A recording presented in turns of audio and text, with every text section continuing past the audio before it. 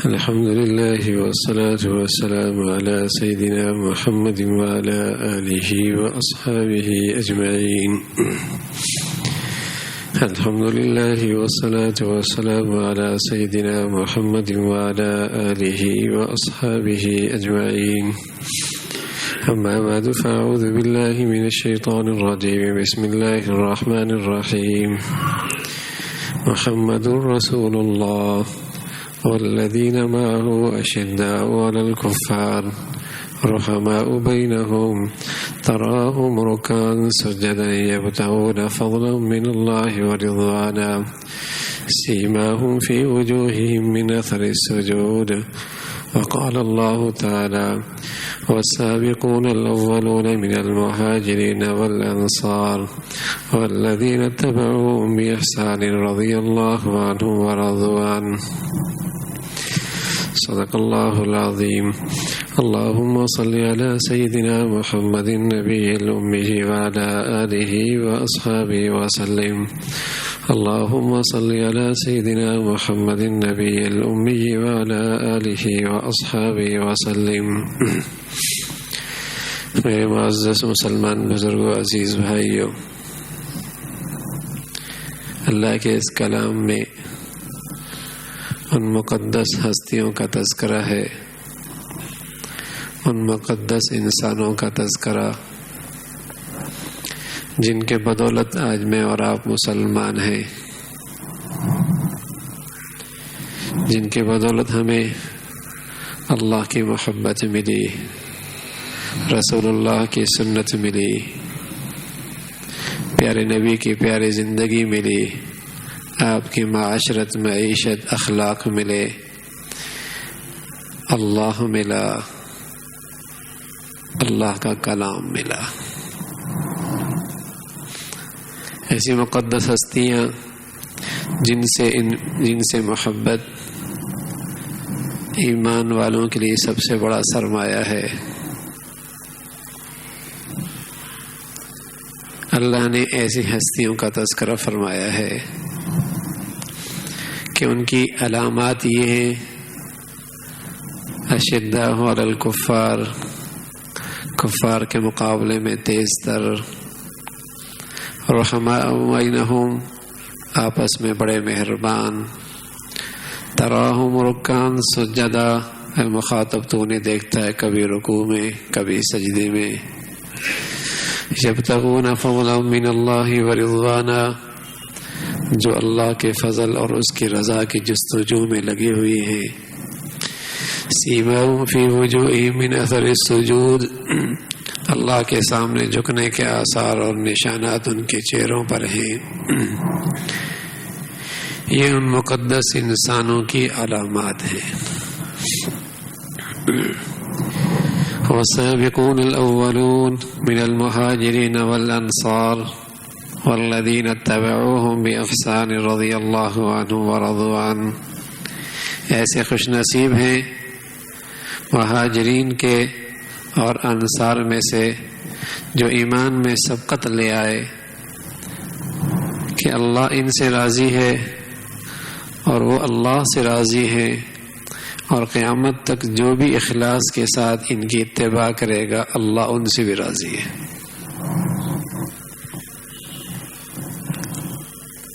ایسے مقدس انسان، اس لیے پیارے نبی علیہ الصلوۃ والسلام فرمایا کرتے تھے: اذا رأيتم الذين يسبون اصحابي فقولوا لعنة الله على شركم، جب تم ایسے لوگوں کو دیکھو جو میرے صحابہ کو بھی گالیاں دیں تو ان سے کہو اللہ کی لعنت ہو تمہارے اس شر پر، اس لیے کہ انہی کے قربانیوں کی بدولت،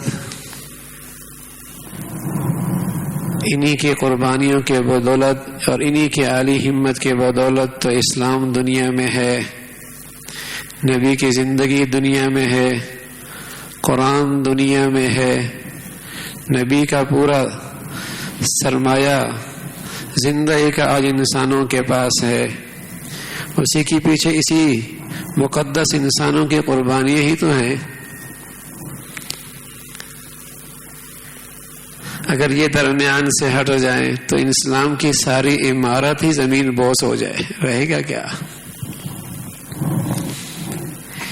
اس لیے کوئی عالم ایمان والا بعد میں ہوگا، کوئی محدث مفسر ایمان والا بعد میں ہوگا۔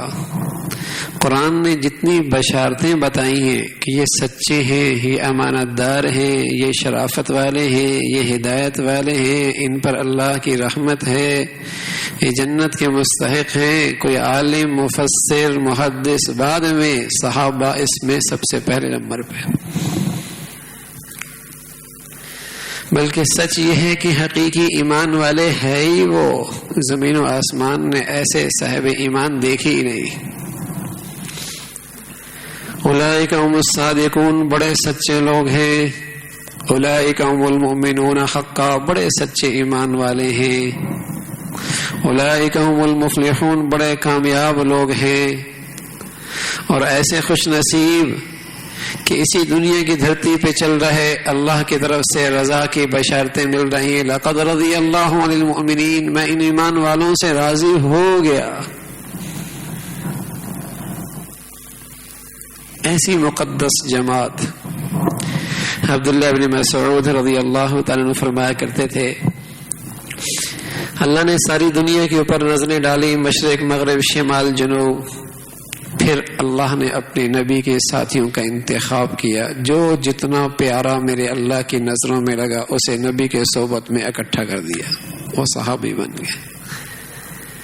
ساری دنیا کے انسانیت کا خلاصہ تھے صحابہ، اپنے حسن اخلاق، اپنے حسن کردار، اپنے اعلیٰ ایمان، اپنے عالی ہمت اور اپنی اعلیٰ صفات کے بدولت ساری انسانیت کے خلاصہ پیارے نبی کے صحبت میں اکٹھا کر دیا۔ اس لیے کہ دین کی امانت ان کے پاس تھی نا، ساری دنیا کو انہوں نے اس امانت کو تقسیم کرنا تھا۔ یہ انہی کی عالی ہمت تھی کہ مکہ کے اندر رہ کر کفار کے مظالم برداشت کیے، لیکن ایک قدم بھی ایمان سے پیچھے نہیں ہٹنے پائے۔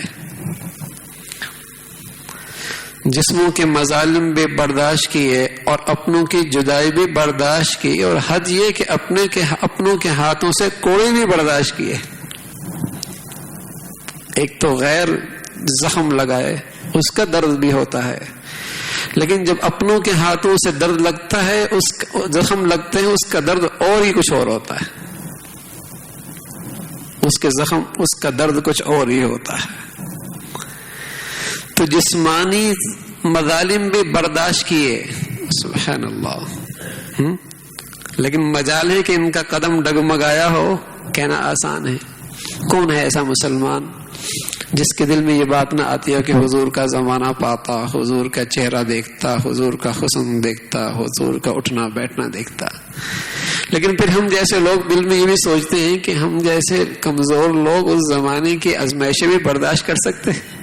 یہ اللہ ہی حکیم ہے، اور یہ اللہ ہی علیم ہے کہ ایسے باکمال لوگوں کو اپنے نبی کے زمانے کے لیے منتخب کیا کہ ان کی ہمت بھی بڑی عالی تھی، ان کا حوصلہ بھی بہت بڑا تھا، ان کا حوصلہ بھی بہت بڑا تھا۔ بلال ہیں یا خبیب ہیں یا عمار ہیں، بیڑیاں بھی ڈال دی گئیں، لوہے کے زرے بھی پہنا دی گئیں، آگ پہ پھینک دیا گیا، پھر پاؤں پہ رسیاں باندھ کر مکہ کے گلیوں میں گھسیٹا بھی گیا، لیکن پھر بھی کہہ رہا ہے ہمارا اللہ ہی سب کچھ ہے۔ کہنا آسان ہے۔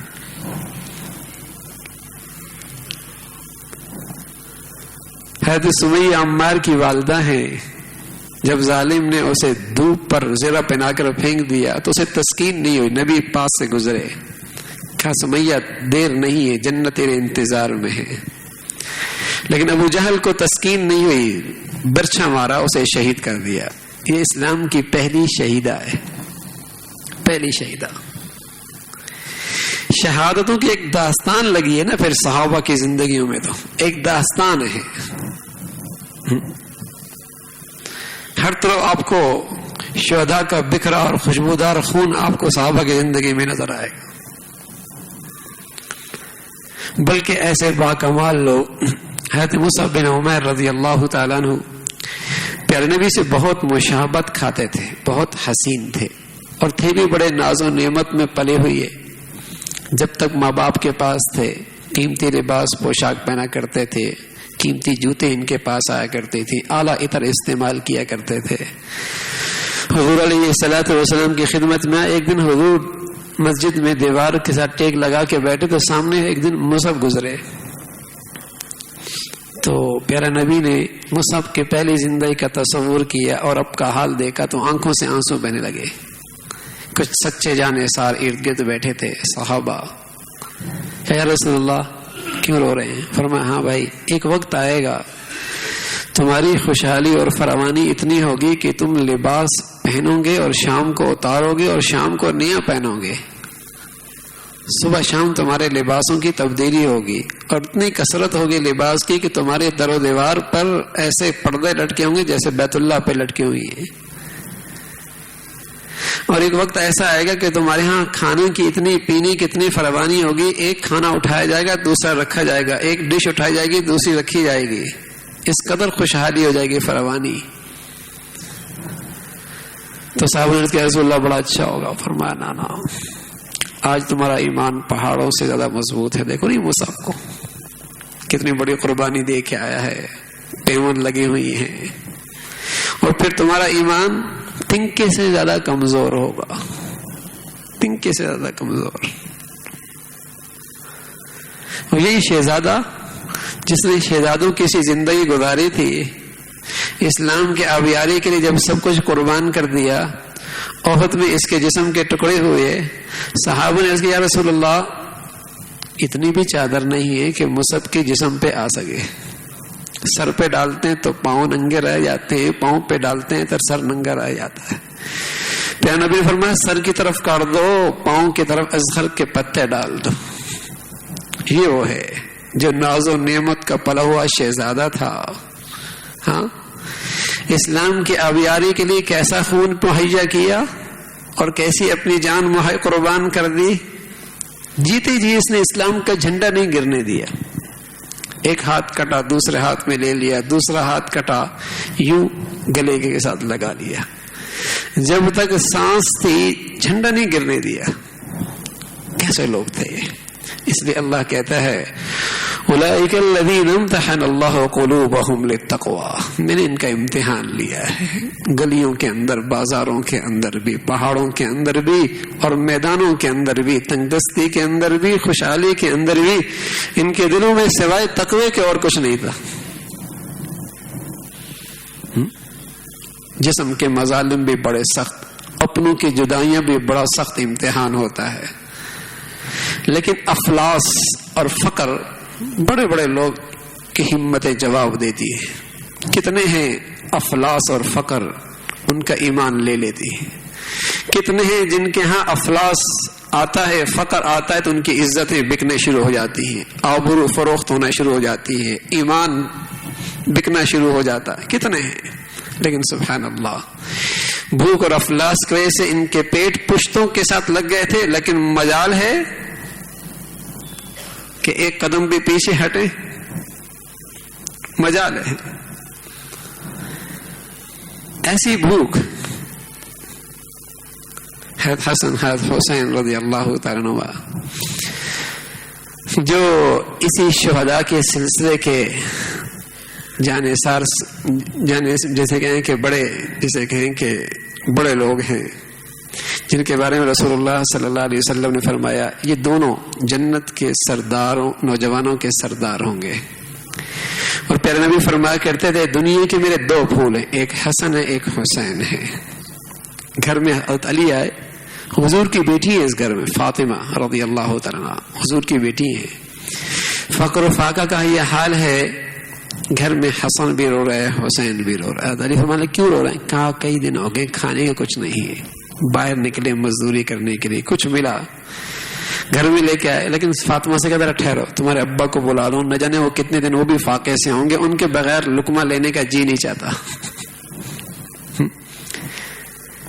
تو ایسے ایسے غیروں کے مظالم بھی برداشت کیے، سارے رشتے ناشتے بھی اللہ کے ساتھ جوڑ پیدا کرنے کے لیے اپنوں کی جدائیاں بھی برداشت کی، اپنوں کی جدائیاں بھی برداشت کی, فقر و فاقہ کا امتحان بھی پاس کر لیا, سارے امتحانات پاس کر لیے.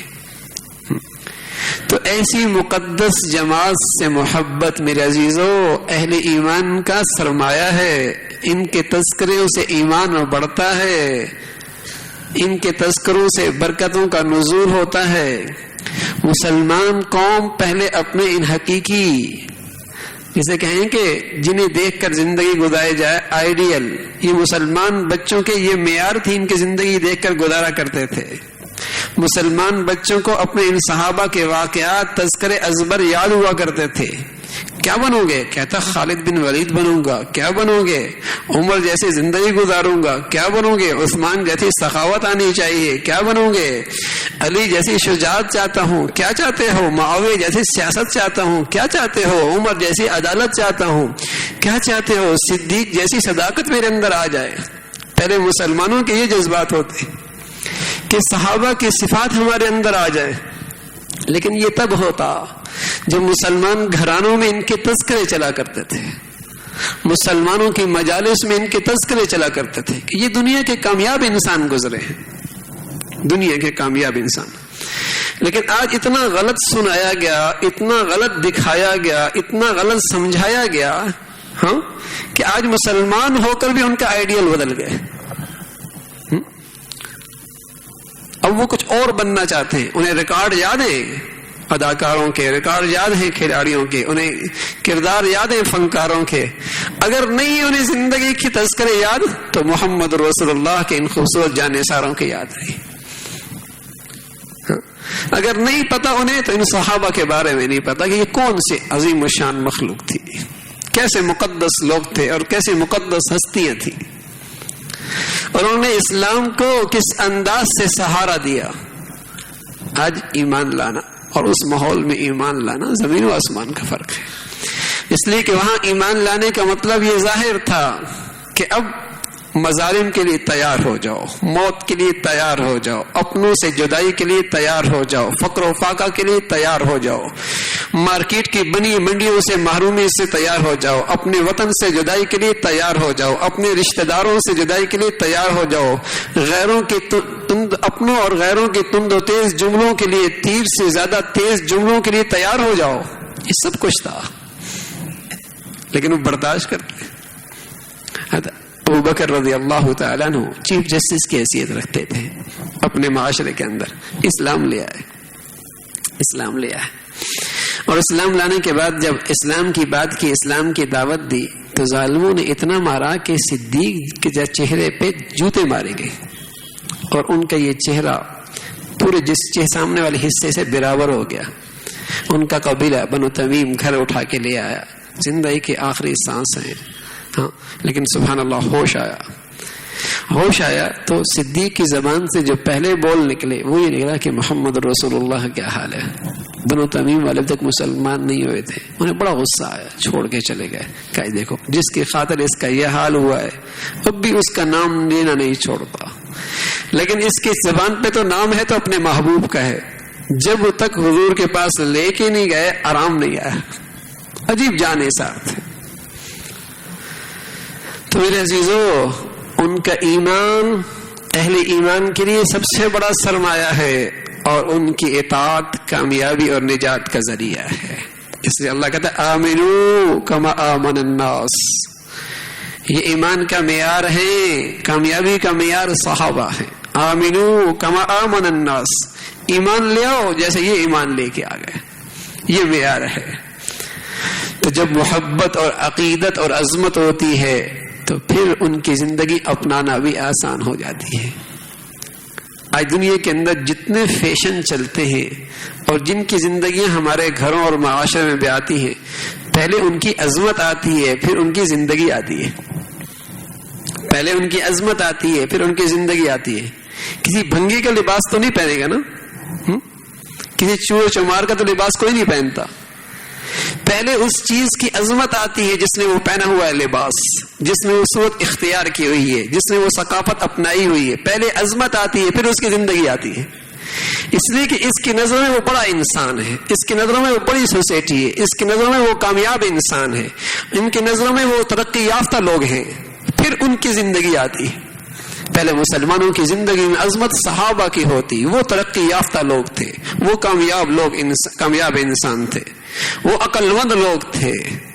پہلے ان کی عظمت دل میں تھی، پھر ان کی زندگیوں میں، ان کے گھروں میں، ان کے بازاروں میں صحابہ کی زندگیاں تھیں. پھر نظر آتا تھا ہاں یہ کسی صحابی سے تعلق رکھتا ہے. تو میرے عزیزو، صحابہ ان کی ساری زندگیاں اپنی عزت، آبرو، جان و مال لگا ہے تو اسلام کی آبیاری کے لیے. آج انہی کے صدقے، انہی کی قربانی کے بدولت کلمہ ہمیں ملا ہے، نماز ہمیں ملی ہے، حج ہمیں ملا ہے، عبادات ہمیں ملی ہے، معاشرت ہمیں ملی ہے، قرآن بھی ملا ہے انہی کے بدولت، رحمان بھی ملا ہے انہی کے بدولت. یہ سب انہی کے بدولت ہے. ان کا حق ہے ہم پر کہ ہم ان کے تذکرے خیر کریں، اور جو وہ اسلام کی آبیاری کر کے چلے گئے اپنے خون سے، ہم اس کی حفاظت کر سکیں. اللہ مجھے بھی اور آپ کو بھی کہنے سننے سے عمل کی توفیق نصیب فرما دے. وآخر دعوانا الحمدللہ رب العالمین.